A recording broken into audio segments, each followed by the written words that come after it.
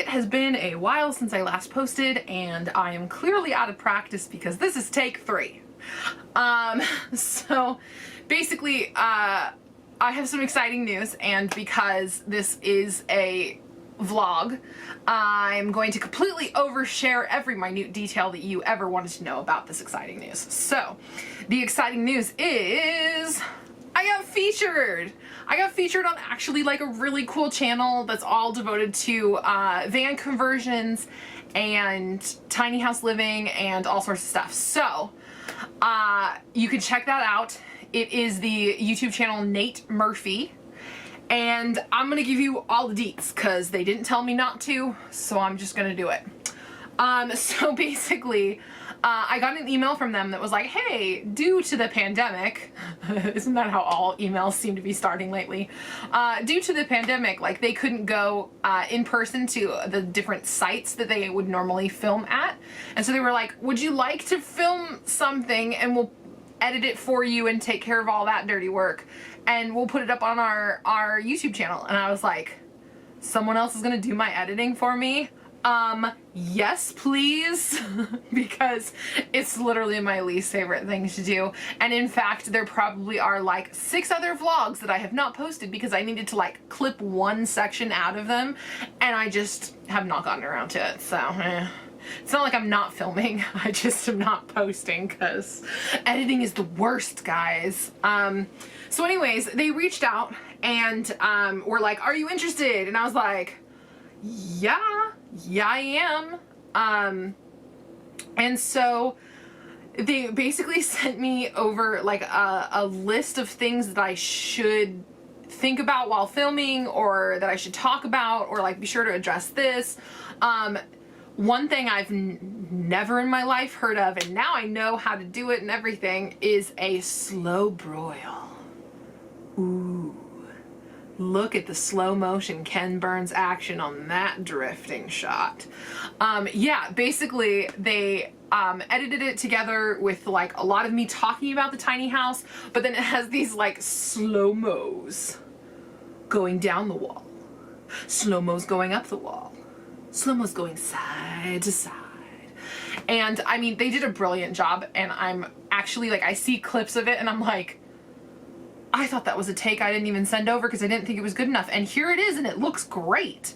How'd you do that? I don't know what sort of witchcraft program they are using for video editing, but it looks so good and I'm so impressed.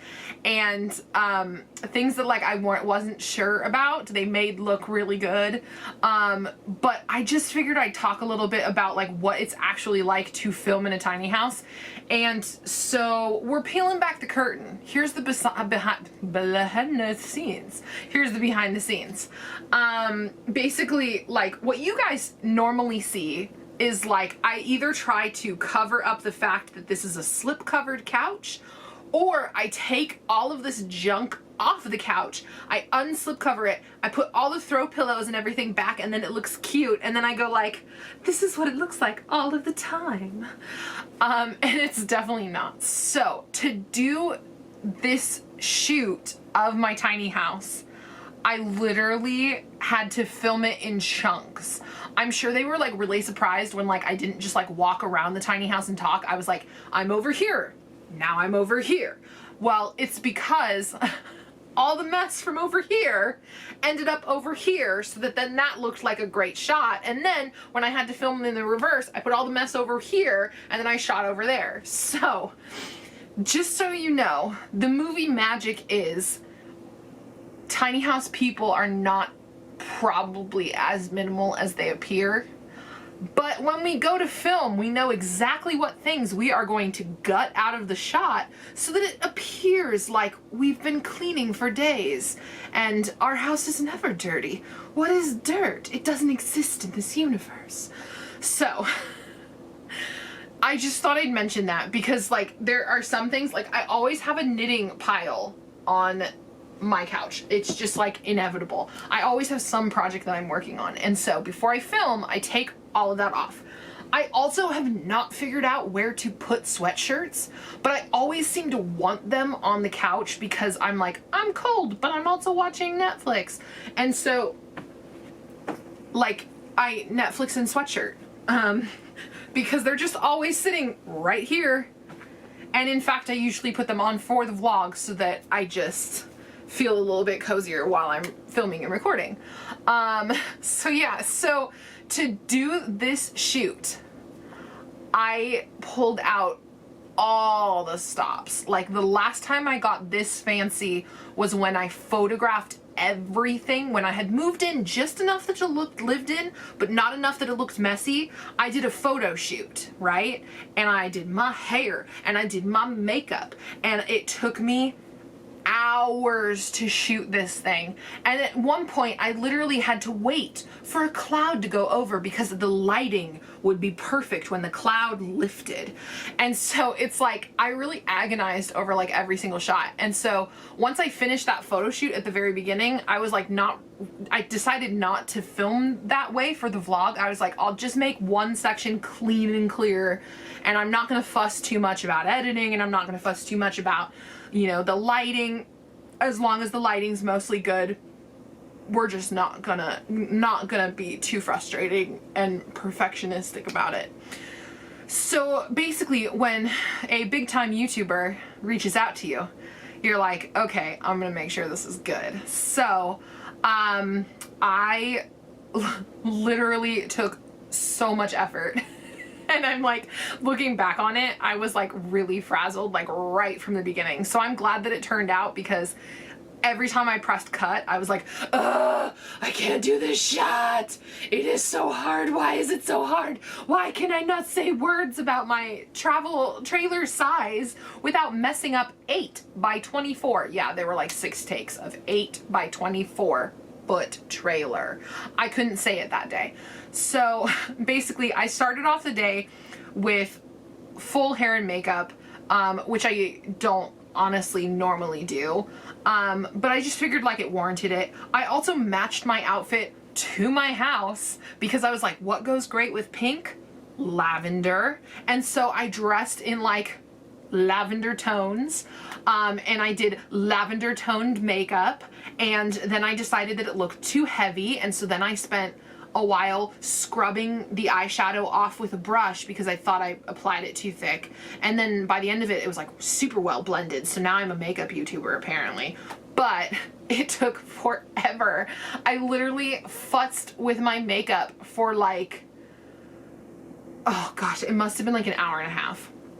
It took way too long. In fact, I started at such a time that I thought I would be finished filming by lunchtime, and I actually had only finished my makeup by lunchtime, and then I was like, I'm so hungry, but I can't eat because I just put on like 6 layers of lipstick and it's not gonna look good if I eat. So I had like a liquid only, and I was like using a straw, and it was like so dumb. Why do women do that to themselves? I don't know. I did, so I guess I can relate, but yeah, I was just like, I was agonizing every single detail of this. Like, I looked up when the sun rose and the sun set to try and figure out when the optimal lighting would be near my house, which, by the way, I don't know enough about lighting for knowing when sunset and sunrise are to do any bit of good. Like, it does not matter when the sun does anything. I just literally open like a bunch of the drapes and just hope for the best. That really is my lighting skills. Doesn't it look great? I got a nice little glow right here. That's because of this window. But yeah, so I started very early, and I had this like checklist on my phone, and it's like, okay, I'm gonna talk about each room, which, I mean, it's like one room, so each zone, I guess, is the better term for it. So like I started in the living room, and I was like, okay, here is my living room, and I had everything cleared off and cleaned and everything like that. And then I did like multiple shots, and I did like one over here and one over here, and then I did a slow broil from the top to the bottom, and a slow broil from the bottom to the top, and a slow broil from side to side, and then I did like a close-up of the cuckoo clock and all of this different stuff. And like, it probably took me a good like 30 minutes per section because it took so long, because it's also like my vlog, I feel like I don't have that much of a filter, but I was really trying to give them like what they had asked for and not a bunch of like extra details. And I also like was trying to describe my house in context with the rest of the tiny house movement, and I also feel like I was doing a terrible job of that, because like I love everyone who paved the way for me to think of and investigate and eventually have a tiny house. Like, I'm so grateful to those people, but I'm also not doing what they did, if that makes any sense at all, because it was like the people who originally inspired me were a lot more minimal. Most of them were doing like cross-country trips with their tiny house, which I am not doing. I have way too many breakables in here to ever really hitch it up and just tow it around the country. Like, there would need to be so much packing involved and bubble wrap, and I don't know.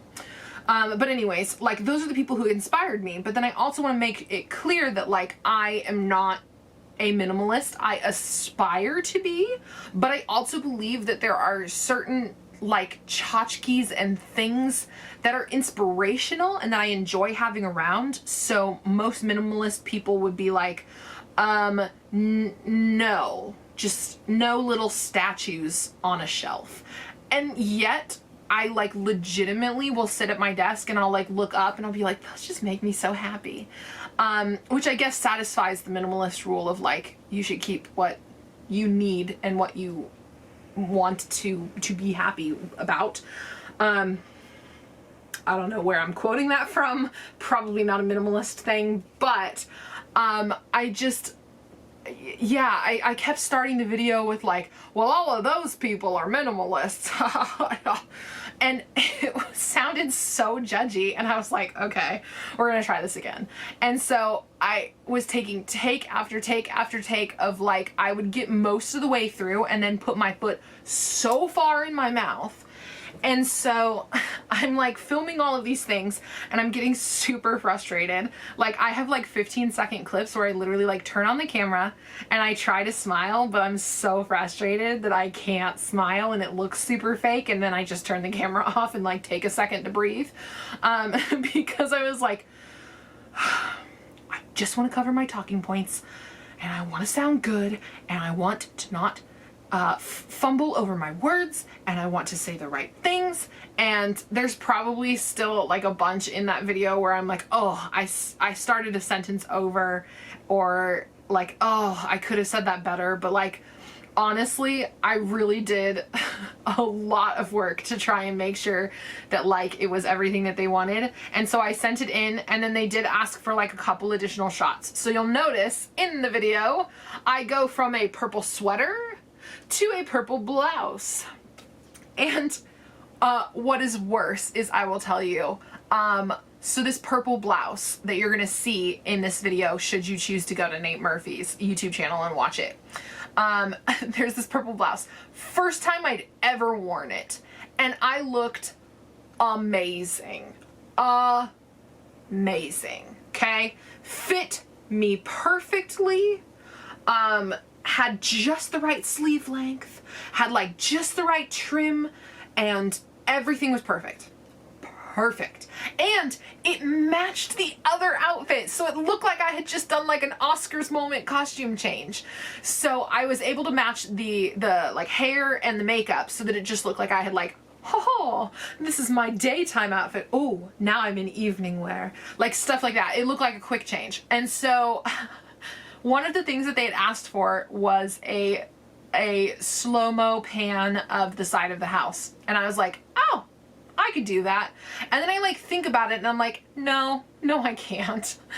My house is in such a narrow part of the side yard that there is not room to just stand a good distance away and go like this. Oh, look, my tiny house. It can't be done. So I literally climbed up on a retaining wall through a very thick bush that had very large stickers that I just sort of like closed my eyes and plowed through and tried to save the moneymaker, you know? And I get up on the side wall, and I'm like balancing on the edge, and I got the shot. Yeah, got it, nailed it. Had to get my sister's help to get down, but I did it. And then I come inside and I do the talking about the kitchen, because one of my takes was not in focus. Who knew? And so I re-recorded the one for the kitchen, and then my sister sees me and goes, oh, and I'm like, what? Did I mess up the shot? What happened? And it turns out when I went through that sticker bush, I literally had ripped my whole blouse, and my arm was just like hanging out. And I'm like, how did I not feel that? How did I not know that that had happened? How is that possible? So, long story short, that blouse is still in the mending pile. And I'm so sad about it because, like I said, I looked amazing in it. And I realized when I'm going through the footage that there's one point where I'm like, and look right here, and it's like, boom, rip. And so I'm like, do I tell them in the email, by the way, I ripped my blouse and didn't realize it, and I was wondering if you could edit that out? Or better yet, CGI the rest of the blouse onto that rip so that it looks like it's whole. So these are like the adventures you have when you're doing some weird film things. And so like, I really hope you guys enjoy the finished product. Just know that like there will probably not be another one in my future anytime soon. I'm so grateful to Nate Murphy and his team for letting me participate and letting me share my home. I sincerely hope that I am like eventually featured in like magazines or websites or something like that. Hopefully they can use the stuff I already photographed, because I say yes because I want you guys to experience the tiny house. I don't want it to be this like mysterious thing, or to be this thing where it's like, oh, she's that eccentric lady who lives down the street and lives in a tiny house on wheels. I mean, it's great to be the eccentric lady. Like, I could fulfill that role very easily. But I also like want people to realize that it actually was a very practical decision and a very logical decision, and it really suited my needs more than any other option. And so it's like, yes, I am the eccentric pink house lady, but I also want people to learn about it so that it's not such this mysterious thing that's so different from what they're used to. Because it's really not. I mean, like, people are surprised I have running water, and I'm like, well, even RVs have running water if you fill the tanks. So that shouldn't be a mystery. But I guess it's something that I need to teach people about. So that is why I said yes, and want to get the message of tiny house living out there. I felt like I had a unique perspective because I do so much artwork and I have so many hobbies, the knitting pile included, that I just was like, you know, I really feel like I'm not this great outdoorsy person who's parking it on the edge of a scenic cliff. I'm not the person who's like single-handedly road tripping across America as an independent female. I'm not the person who's like, I throw out all my things and I can list on my fingers and toes everything I own. I'm not any of those people. And there's nothing wrong with those people, and those people actually really helped me get to the decision to live in a tiny house. But I also, like, I have stuff, I do art. So I felt like I had a unique perspective of like someone who probably in any other circumstances like would have ended up in a small home, like a town home, and I ended up here because I chose to be here. I just like kind of wanted people to see that like it actually is more normal than you'd realize. And so yeah, I feel like I'm doing a pretty clunky job of being a tiny house ambassador, but I also feel like no one has been able to tell a story like mine yet.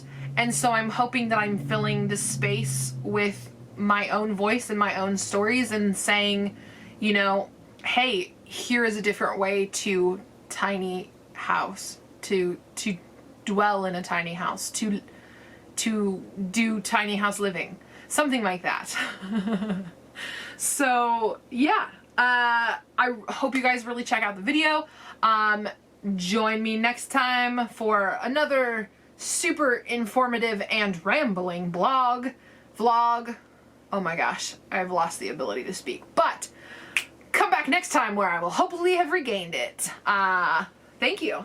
So, on Instagram, Pink Tiny House. On YouTube, Pink Tiny House. Come check me out. Thank you. Bye.